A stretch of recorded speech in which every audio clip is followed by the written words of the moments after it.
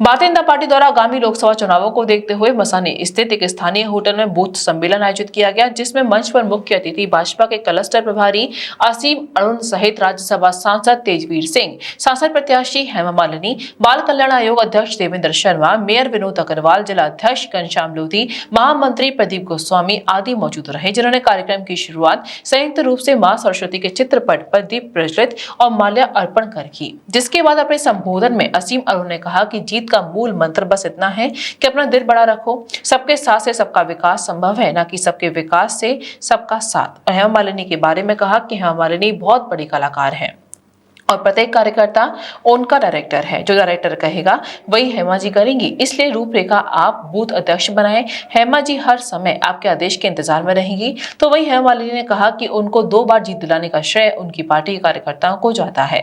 पिछली बार जब वे जीत कर आई थी तो उसमें बहुत बड़ी भूमिका कार्यकर्ता और मतदाताओं की रही थी, जिन्होंने उन पर फिर से विश्वास किया था। अब की बार वे और ज्यादा उत्साह और विश्वास के साथ चुनाव लड़ने जा रही है। पूरे संगठन के साथी एकत्रित हैं। हम सब ने मिलकर के अंतिम जो चरण है उसके लिए अपनी योजना तैयार की। हम लोग को लगता है कि हम एक बहुत बड़ी जीत की ओर बढ़ रहे हैं। करीब 5 - 5.5 लाख से तो हम शुरुआत कर रहे हैं और आने वाले 2-3 सप्ताह में जो समय हमारे पास है, हम लोग सब मिलकर के हर घर में जा रहे हैं और विशेषकर ऐसे परिवार जो किसी वजह से हमको लगता है कि हमारे से आज तक नहीं जुड़े थे, अपने दिल को बड़ा करके बिल्कुल भी अचरज नहीं है, क्योंकि जो पार्टी अपराधियों को बढ़ावा देती हो, अपराधियों को टिकट देती हो, लोकसभा विधानसभा पहुंचाती हो, ऐसी पार्टी से आप क्या अपेक्षा करेंगे। मुख्तार अंसारी को श्रद्धांजलि अर्पित करना, सम्मानित करना, ये तो बहुत ही क्षोभ का विषय है। और इसके विपरीत आप देखें, आज योगी जी ने, उत्तर प्रदेश की जनता ने उनको क्यों दूसरा सेवा काल दिया? इसलिए दिया क्योंकि उन्होंने अपराधियों के खिलाफ ठोस कार्रवाई की। और उसके विपरीत समाजवादी पार्टी ने हमेशा अपराधों को बढ़ावा दिया। ये तुलना सबके सामने है। इसकी वजह से ही आज प्रधानमंत्री मोदी जी तीसरा सेवा काल हम लोग से अनुरोध कर रहे हैं, हमारी जनता से अनुरोध कर रहे हैं, और मैं भी अनुरोध कर रहा हूँ कि तीसरे सेवा काल के लिए वोट करें और एक बहुत बड़ी जीत 400 पार वाली सफल बनाए। सर, अखिलेश जी ने संस्थाओं पर आरोप विश्वास कम होने की बात कही है कि जब से मोदी योगी सरकार आई है, संस्थाओं पे लोगों का विश्वास कम हुआ है। संस्थाओं पे लोगों का विश्वास बढ़ा है।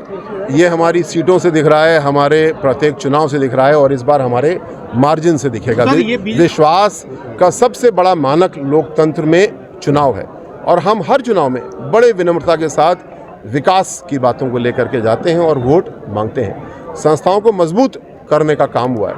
आप टैक्सेशन की बात करिए, जीएसटी को देखिए, डेवलपमेंट सेक्टर, सोशल सेक्टर की बात करिए तो डीबीटी के जरिए, आधार के जरिए जितनी लूट खसोट मची हुई थी उस सबको दूर करने का काम किया गया है। सर, विपक्ष कहता है कि बीजेपी टारगेट करती है उन लोगों को, खासकर जो कि सशक्त हैं, और वोट लूटने का काम हो रहा है, ये आरोप है विपक्ष के। भारतीय जनता पार्टी को 2014 में आपने वोट दिया कि भ्रष्टाचारियों के विरुद्ध कार्रवाई करो। ये जनादेश सबसे पहला था। हमारी सरकारों ने पिछले 2 साल में और 7 साल में उत्तर प्रदेश में भ्रष्टाचार के ऊपर सिस्टमिक सुधार किया। ई टेंडर की व्यवस्था लाए, जेम की व्यवस्था लाए, कमीशन खोरी को रोकने के लिए सारे संस्थागत प्रबंध किए और उसके साथ साथ जो ये लुटेरे थे उनको पकड़ा, FIR दर्ज की और उनके खिलाफ कार्रवाई की।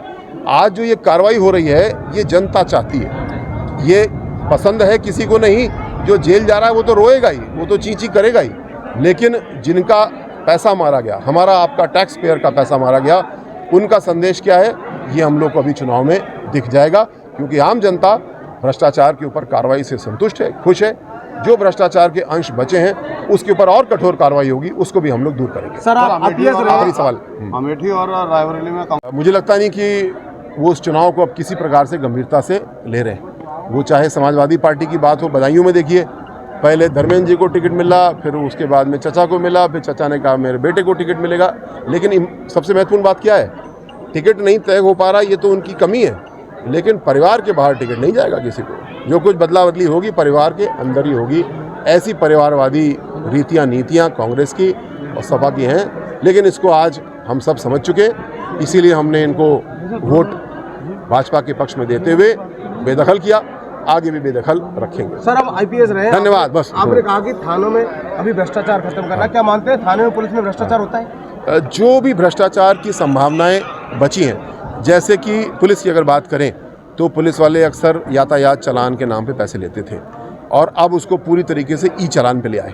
उसको और हम लोग ने आगे परिष्कृत किया, जो कैमरे लगे हैं उससे चालान करते हैं, यानी पुलिसकर्मी किसी को बातचीत करने की ज़रूरत नहीं है, कैमरों से ही चालान होगा और हमारे मोबाइल पे चलाना आता है, मोबाइल से चालान भर देते हैं। नियमों को और सख्ती से लागू किया जा रहा है और तकनीक का बेहतर प्रयोग किया जा रहा है। एक उदाहरण दे रहा हूँ मैं, इसमें और ऐसे उदाहरण हैं और ऐसे काम कर रहे हैं जिससे कि अगर हमें जो विकसित देश बनने का संकल्प हमने लिया उसमें एक ईमानदार देश ये हमारी नींव होगी और उसके लिए और भी काम करना है।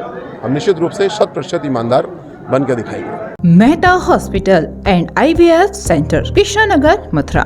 निसंतान दंपतियों के लिए अब एक वरदान। अब क्षेत्र के मरीजों को सुपर स्पेशलिटी सुविधाओं के लिए दिल्ली और आगरा जाने की जरूरत नहीं है। स्त्री और प्रसूति रोग IVF सेंटर, नवजात शिशु और बाल रोग, सभी प्रकार के हड्डी और जोड़ों के ऑपरेशन, जोड़ बदलना, आर्थोस्कोपी, सारे जटिल फ्रैक्चर का उपचार अब एक ही हॉस्पिटल में उपलब्ध है। अत्याधुनिक अल्ट्रासाउंड मशीनें, लेप्रोस्कोप, इक्यूविलेटर, नेमोलाइजर, modular operation theatre, pathology lab जैसी आधुनिक सुविधाएं मेहता हॉस्पिटल में ही उपलब्ध हैं। मेहता हॉस्पिटल, कृष्णानगर, मथुरा।